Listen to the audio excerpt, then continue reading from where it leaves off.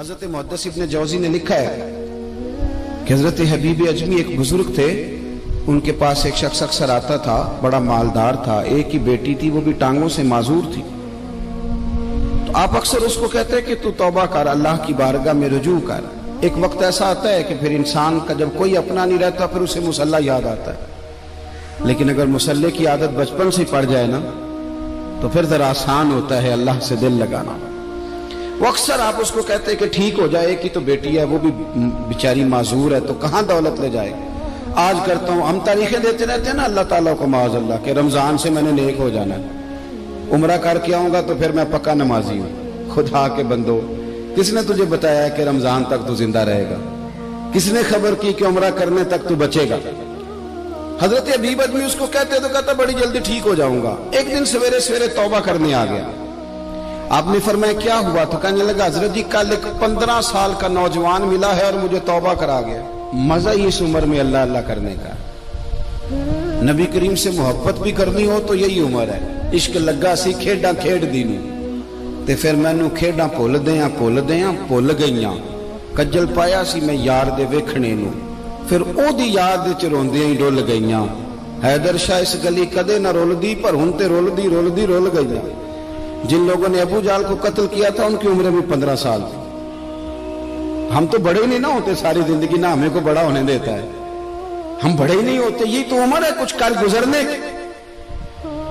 15 سال کا نوجوان توبہ کرا گیا تو آپ حضرت حبیب اجمی کہنے لگے وہ کیسے؟ کہنے لگا حضرت جی میں کل منڈی گیا تھا، مجھے کچھ سامان خریدنا تھا، تو بغداد کے بازار سے میں نے مچھلی خرید لی 10 کلو، باقی بھی سامان تب خود لے جا نہیں سکتا تھا۔ تو مزدور آپ کو پتہ ہے بیچارے آج بھی سڑکوں پہ بیٹھے ہیں، تو مزدور بیٹھے تھے تو ان میں ایک نوجوان 14-15 سال کا، چہرے پہ بڑی روشنی۔ میں نے اس کو کہا بیٹے مزدوری کرو گے؟ کہنے لگا حضور مزدوری بھی کرتا ہوں، پڑھائی بھی کرتا ہوں، اور جو اللہ کو منظور ہو اس کی عبادت بھی کرتا ہوں۔ میں نے اسے کہا کہ یہ میرا سامان ہے فلاں جگہ پہنچانا ہے، کیا لوگے؟ کہنے لگا 3 دینار مزدوری۔ سودا طے ہو گیا، اس نے سامان اٹھا لیا۔ کہتے ہیں رستے میں ظہر کا وقت ہو گیا۔ کہنے لگا چچا اگر اجازت دو تو نماز پڑھ دو۔ 15 سال کا جواب۔ کہتے میں رکھ کے نا وہاں سامان تو پھٹے پہ بیٹھ گیا، وہ نماز پڑھنے چلا گیا، باقی لوگ دیر سے آئے، وہ بچہ جلدی آ گیا۔ میں نے کہا بیٹے آپ جلدی آ گئے؟ کہنے لگے نفل چھوڑ دیے، اب یہی نہ سمجھ لیں کہ کام چور ہے، میں بعد میں پڑھ لوں گا۔ کہتے ہیں وہ دوپہر کا وقت، رمضان بھی نہیں تھا، میں اس بچے کو نوجوان گھر لے گیا اور میں نے اپنی بیوی سے کہا کہ بڑا نیک ہے، نمازی ہے، اور راستے میں یہ بھی ہوا ہے کہ میں نے اسے ایک دفعہ کہا ہے کہ یہ مجھے تھوڑی دیر کے لیے دے دو، گرمی بڑی ہے، تمہیں پسینہ آ رہا ہے، میں اٹھا لیتا ہوں۔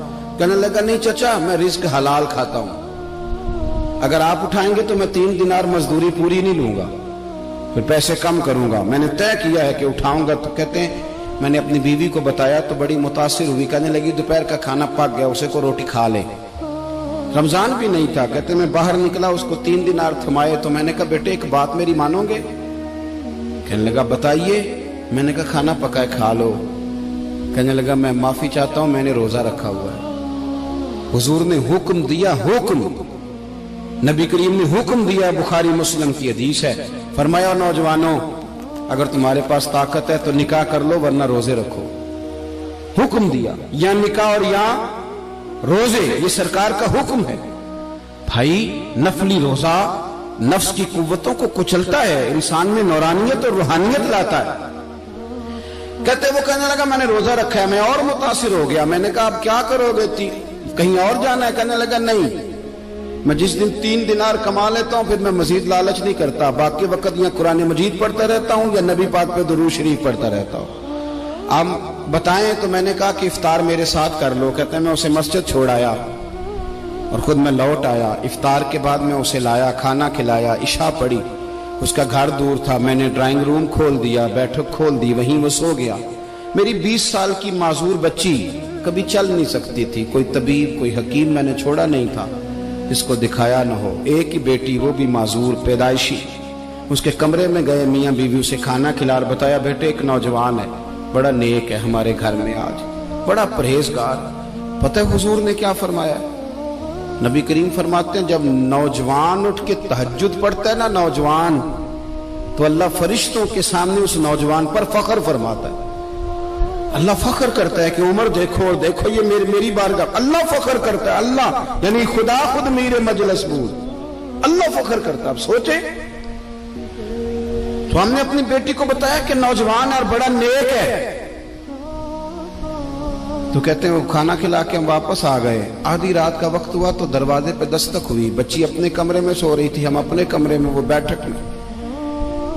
گھبرا کے اٹھے کہ اس وقت کون ہے دروازے پہ؟ تو بیٹی کہنے لگی ابا دروازہ تو کھولنا. کہتے ہیں دروازہ کھولا تو 20 سال ہو گئے تھے بیٹی کو, کبھی اس نے چل کے نہیں دکھایا تھا, کبھی دوڑ کے ادھر جاتی کبھی ادھر آتی. کہتی الحمدللہ اللہ نے میری ٹانگیں ٹھیک کر دی. ہم دونوں رونے لگے, اے اللہ تو کتنا کریم ہے, کیسے ہوا بیٹے سارا کچھ؟ بیٹی کہنے لگی ابا آپ نے کہا تھا نا کہ نیک نوجوان آیا ہے, تو میرے دل میں خیال آیا اللہ اگر واقعی نیک ہے تو اس کے صدقے مجھے شفا ہی دے دے.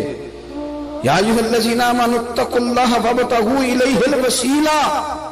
تو کہنے لگی ابھی میری دعا بھی پوری نہیں ہوئی تو رب کریم نے فضل کیا ہے اور مجھے شفا عطا کر دی. کہتے ہم دوڑ کے اس کے کمرے میں گئے اور جب ہم نے ہاتھ رکھا تو دروازہ پہلے سے کھلا تھا, ایک خط چھوڑ گیا تھا. آج کل کے پیر کی کرامت ہوتی تو فیس بک پہ دے دیتا, باقیوں کو بھی ذرا بھول پتہ چلے. کہتے ہیں وہ خط چھوڑ گیا اپنے بستر پہ کہ اگر تم لوگوں کو مجھ سے محبت ہو گئی ہے تو میرے پیچھے نہ دوڑنا, اس رب کی بارگاہ میں جھکنا جس رب نے میرے اوپر بھی فضل فرمایا ہے اور آپ پر بھی کرم فرمایا. میرے نوجوان دوستو, یہ جو بچپنا ہمیں لوگ کہتے ہیں نا ابھی بچے ہو, ابھی جب آپ بالغ ہو گئے تو نماز فرض ہو گئی, سچ بولنا ضروری ہو گیا, رزق حلال کھانا ضروری ہو گیا, شریعت ساری کی ساری لاگو ہو. ایک تو درگزر سے کام لیں, دوسرا اپنی زندگی کے اندر خواہشات کو چھوڑیں. سادہ کھانا تو ویسے انسان کو تندرست رکھتا ہے.